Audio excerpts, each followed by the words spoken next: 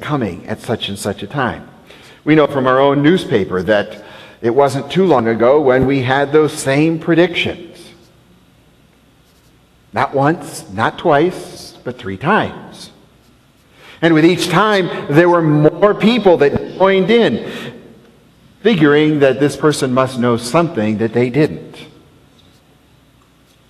I would say it's probably the other way around. He didn't know something that most of you do.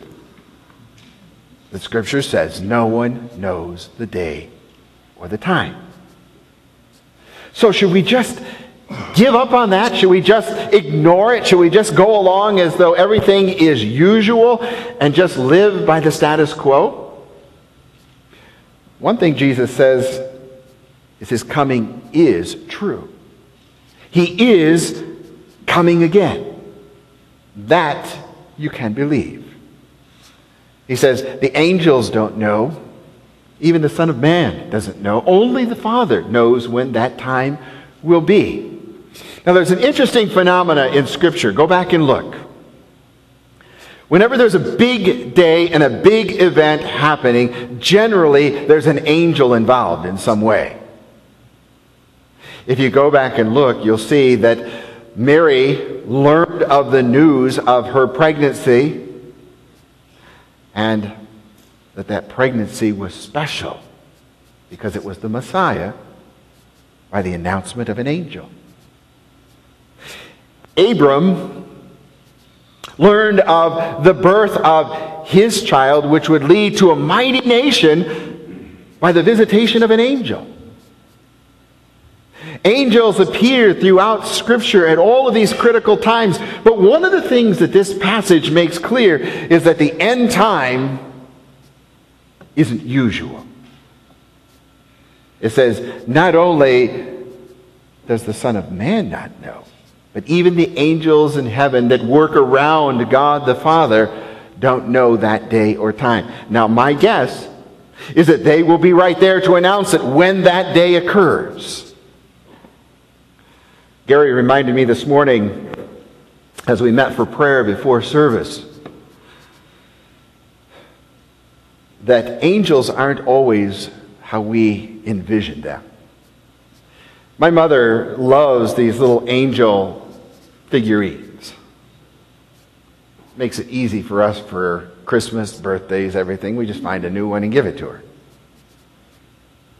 Most of them look like the angels you'll see on the Christmas tree out there.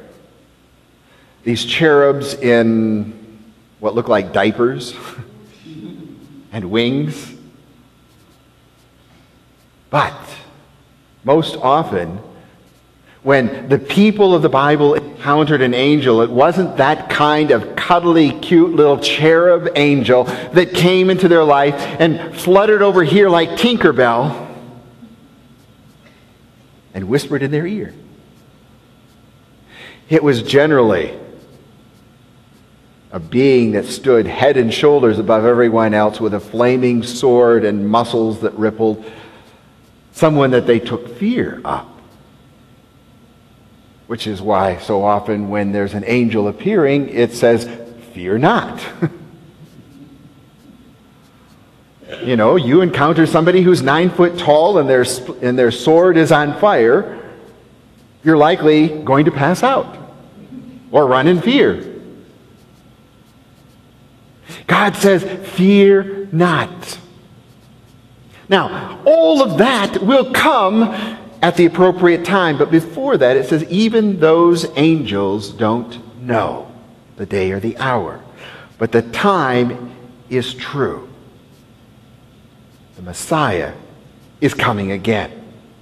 In the meantime, what do? Well, as Nancy showed you, the Advent calendar just goes over and over and over and over again. Year after year, we're reminded of those truths.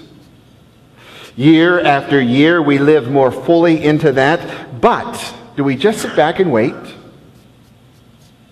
we just do nothing? It says God has work for you to do. You have an assigned task. Almost everybody lives more by Ecclesiastes 9 than probably a deep feeling of a sense of calling. Now, with that said, let me back up and say it's not just Gary and I that have a calling. All of you have a calling. Tony's probably living into his a little bit. He doesn't know where that'll lead. But Ecclesiastes 9 says this, whatever your hand finds to do, do it with all your might. So if you're a student, then do it to the glory of God. If you're a housewife, then take care of your children and your husband and your family to the glory of God.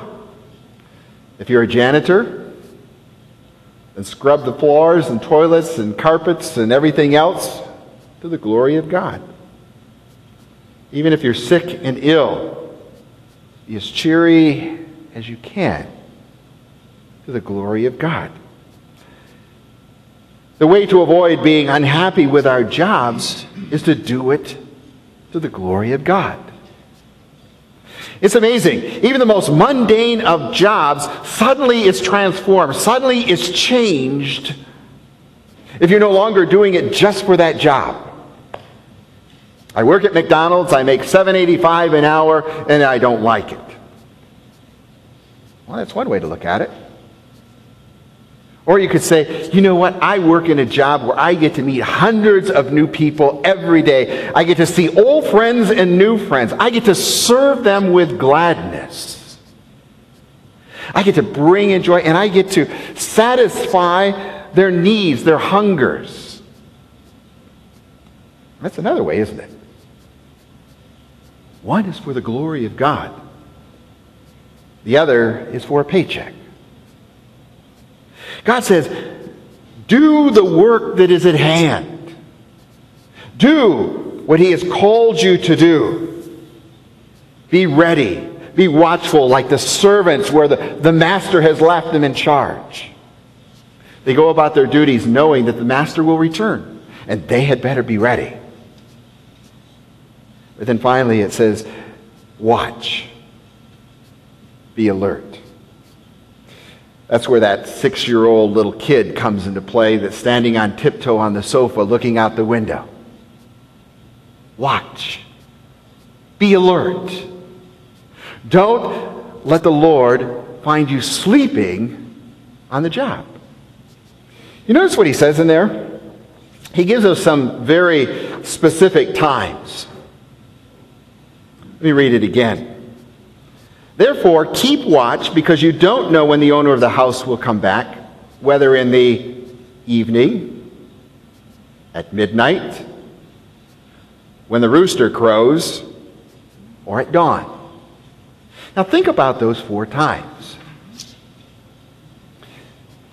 How many of you, when you get home from all of your running around, whether it's at a job or running errands or doing something, and you get home 5:30, 6 o'clock, want to sit down and maybe close your eyes for a few moments and fall asleep? Yeah. Okay, I know at least one person in this room that does. And then it says, in the evening. The reason we get ready for bed is because we're tired. It's not just a habit. Our bodies are saying we need to sleep. And so that's a time when we get tired. If you wake up early in the morning, and sometimes I do. Sometimes I roll over because I can't get back to sleep and it's 3 or 4 in the morning.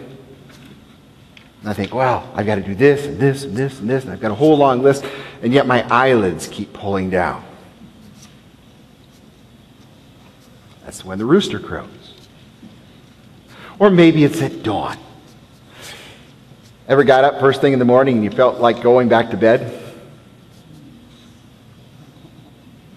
Tired. Want to sleep. Jesus is telling His disciples, don't let the Lord find you sleeping. Why? He said, there's a lot of things in this life that are going to distract you. There are a lot of things that are going to lull you into a sense of sleepiness. But He says, be alert. Be awake. Be ready. Watchful. You know, I compare that And I'm guessing